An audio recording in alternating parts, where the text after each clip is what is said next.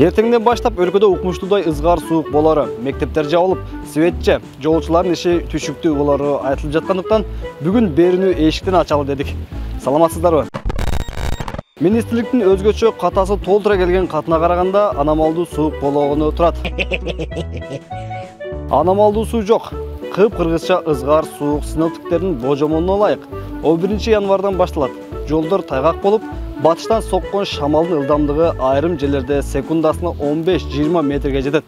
Ызгар сууктун болуусуна байланыштуу Билим берүү жана Илим министрлиги мектептердеги каникулду 16 январга чейин узартуу чечимин кабыл алды. Антпесе балдарыбыз могу кытайлык окуучудай болуп калышы ыктымал. Энергетика министрлиги кыргызстандыктарды дүрбөлөңгө түшпөгө чакырды. Анткени министрлик ызгар суукка туруштук берүү үчүн бардык шарттарды даярдаган. Ошентип 3 күндөн бери ата-бабабыз боз үйдө кыштап келген кыргызстандыктар күтүүсүз ызгар суукка даярданып жатат. Ал эми чыныгы ызгар суук кандай болорун интернетке жазсаңыз дал ушундай видеолор чыгат.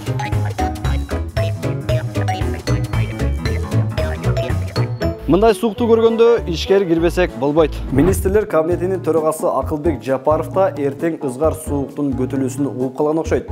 Айтор резин өтүп кийип алып, батка кечип, мал базарды кыдырып, сырттагы болгон жумуштардын баарын бүтүрүп жүрөт. Жапаров мал базарда тартип орнотуу тууралуу былтыркы тапшырмасынан бери көпчүлүгүндө жагдай жакшырган. Ушул сокулуктагы базардын абалы өтө начар бойдон калып жатканы айтылат. Жапаров базар ээсине жана жергиликтүү аткаминерлерге эскертүү берди. Кыргызстанда ички каттамдар күчөтүлөт. Бул тууралуу президент Садыр Жапаров Каракол шаарындагы аэропорттун курулушу көрсөтүлгөн видеону социалдык тармактагы баракчасына жүктөп жатып билдирди. Каракол аэропорту жаңы салынып жатат. Иш кызуу жүрүүдө. Кудай буйрса, июнь айында ишке берилет. Эл аралык аэропорт болот. Бул аэропорт бүтөөр менен Нарын, Казарман, Кербен, Талас аэропорттору оңдоодон өтөт. Ички аба каттамдарды активдештиребиз деген өлкө башчы. Улуттук коопсуздук мамлекеттик комитетинин Оштогу түнкү клубда бөтөн жарандарды токмоктогон кызматкерлери кызматтан бошотулду.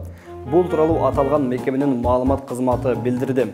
2 январда Ош шаарындагы Sky Bar түнкү клубунда Альфа атайын даярдыктагы тобунун офицери менен бажы кызматкери бирөөлөрдү токмоктоду деген окуяны аскер прокуратурасы иликтей баштаган. Когда нужно было, я стоял до конца.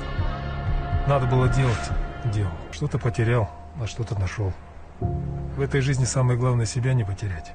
Просто в какой-то момент я понял, что когда-нибудь все заканчивается. Бул арада улуттук коопсуздук боюнча мамлекеттик комитетинин төрагасы Камчыбек Ташиев социалдык тармактагы баракчасына таң калыштуу пост жазды. Биз көп кишилерди кечирүүгө тийишпиз. Дээрлик баарын. Биз деле башкалар сыяктуу жөнөкөй эле адамдарбыз. Эмне үчүн кечире албайсың? Кудайдан да өйдө болуп кеттиңби?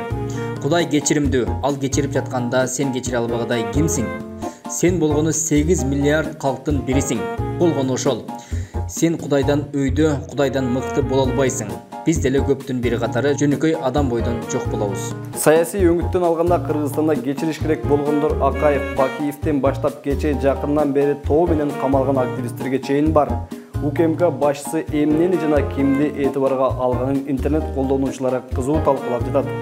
Эр жигиттин ичине ээр токулуу ат батат дегендей, чынында пост кимге арналганын ким билсин.